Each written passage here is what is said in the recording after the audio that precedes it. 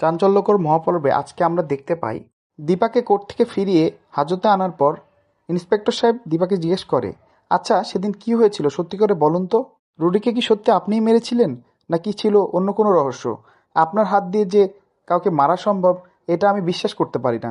যে হাত মানুষকে বাঁচাতে পারে সে হাত কারো ক্ষতি করতে পারে এটা আমি বিশ্বাস করি না। এই কথা শুনে দীপা একটু ইতস্তত বোধ করলো, কিন্তু তারপরেও দীপা বলল যে না, এই কাজটা আমিই করেছি, আপনি হয়তো ভুল বুঝছেন। আমি মায়ের জাত, আমি ভালো করতে পারি, আমি খারাপও করতে পারি। যখন যে সময় যেই রুদ্রমূর্তি ধারণ করতে হয় সেটাই আমার দ্বারা করা সম্ভব। ইন্সপেক্টর সাহেব তখন বলেন, আপনি আমার দিদির মতো, আপনি যেভাবে আমার জীবন বাঁচিয়েছেন, আপনার জায়গায় অন্য কেউ থাকলে আমি হয়তো এই দুনিয়াতে থাকতাম না।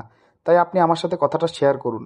আমি আর যাই হোক, আপনি যেটা চান তার বিরুদ্ধে কোনো কাজ করব না। দীপা তখন অনেক চিন্তা ভাবনা করে, আর এটাও ভাবে আদালত থেকে যেহেতু রায় চলে এসেছে সেহেতু আমি ওনাকে সত্যিটা বলতেই পারি। তখন দিবা ইন্সপেক্টর সাহেবকে সব সত্যিটা খুলে বলে। ইন্সপেক্টর সাহেব তখন বলেন, আপনি আমার উপকার করেছেন, আমি আপনার ক্ষতি করব না। আপনি যেমনটা চাইছেন আমি ঠিক তেমনটাই করব। কিন্তু যদি রুডি এবং তার পরিবারের মুখোশ আমি আদালতের সামনে প্রমাণ করতে পারি, তাহলে আপনি এবং আপনার মেয়ে দুজনই বেঁচে যাবেন। আমাকে অন্তত সেটুকু করার সুযোগ দিন। এই বলে ইন্সপেক্টর সাহেব দীপার কাছে পারমিশন নেয় এবং এভাবেই পর্ব শেষ হয়। তো বন্ধুরা, তোমরা কি মনে করো আগামী পর্বে যদি এমনটাই ঘটে তাহলে তোমাদের কেমন লাগবে? কমেন্ট করে জানাতে ভুলো না কিন্তু।